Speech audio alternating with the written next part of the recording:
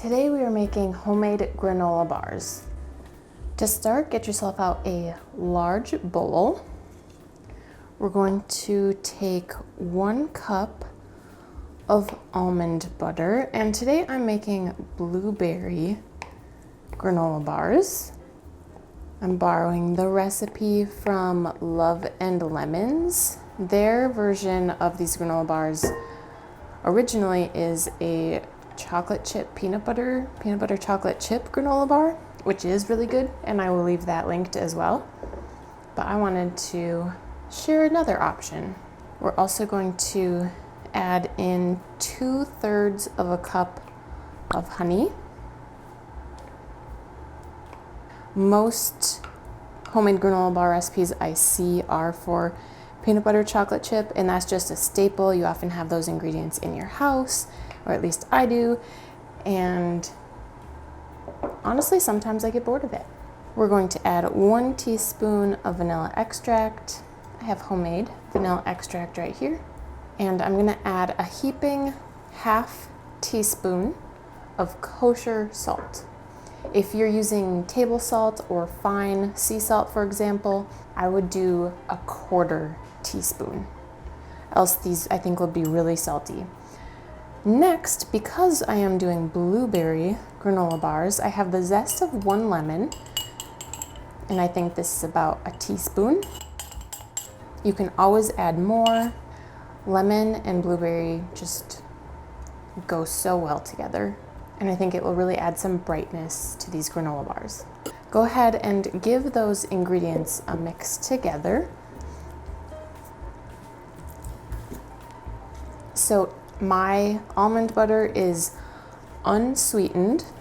If you are going to make the author's original recipe, the peanut butter chocolate chip ones, I would use unsweetened peanut butter, smooth peanut butter, but unsweetened, because if you use sweetened peanut butter along with all of this honey, these are going to be really, really sweet. So another wonderful thing about granola bars is you can alter the recipe to suit your taste, or you can use whatever ingredients you want.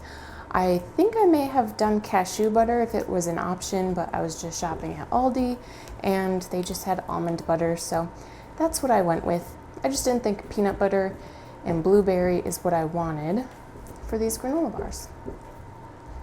Okay, so once these first ingredients are mixed together well, we're going to add 2.5 cups of rolled oats, not quick oats.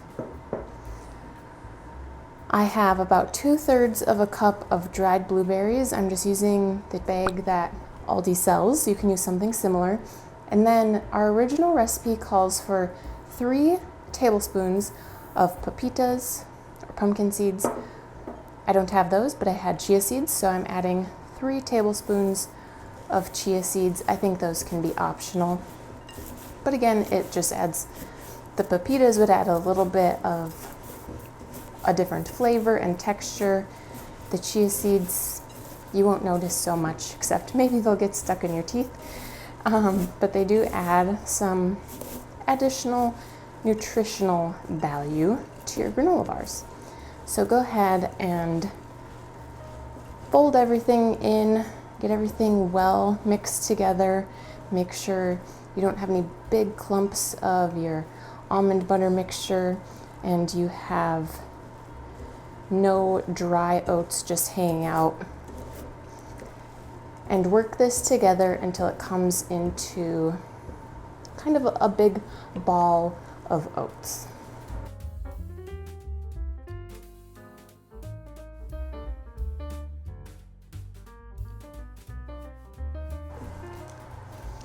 So once you have everything mixed together, it doesn't quite look like a ball of cookie dough, for example, but you can see that none of your oats are dry anymore. They all have some almond butter on them. And before I put this in our pan, I kind of want to give it a taste test just to see what we're working with here. I want to make sure I have a little bit of blueberry.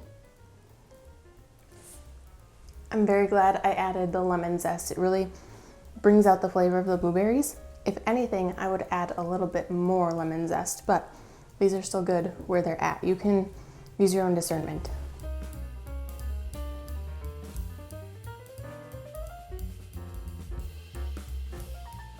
Okay, go ahead and get yourself out an 8x8 baking dish. I have mine lined with parchment paper, and pour your granola bar mixture right in.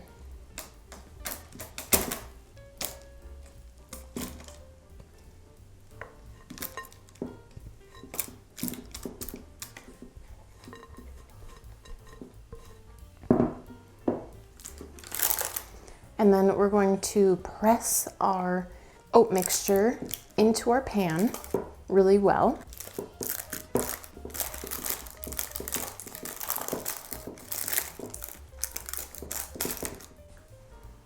And if you want to use the bottom of a glass, or I have metal measuring cups, I'm going to press my granola bars in and level. You may need to spray the bottom of whatever you're using. The fat from the almond butter will usually help not things get too stuck.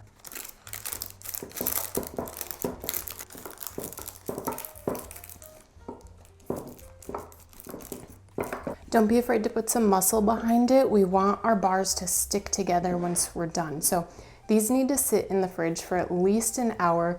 These old-fashioned oats need time to absorb the moisture and help bind these bars together. I keep going back to the chocolate chip peanut butter bars, but I will leave the ingredients for that recipe down below in the description because I used more blueberries in this recipe than I would have chocolate chips if I was doing peanut butter chocolate chip. But I'm gonna pop these in the fridge for about an hour and then we'll be right back.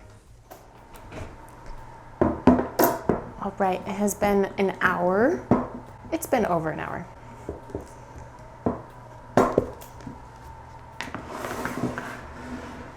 Here we have our granola bars. As you can see, I lined my pan with parchment. You don't have to, these aren't super sticky, but as you can see, it made it easier to take them out of the pan to cut. And you can cut them into 9 or 8 or however big you want them to be, whatever size you want them to be. I'm going to attempt to cut them into 10. But while I'm doing this, what combinations of flavors do you think would be good in these granola bars? I was thinking maybe, go back in there. I'm not a big nut in my sweets person, but I was thinking maple pecan, using maple syrup instead of honey, and then putting pecans in place of the blueberries. And I would still use almond butter for that one.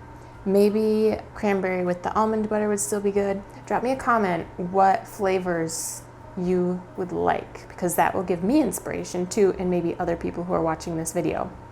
So check the comments, but let's give these a taste test.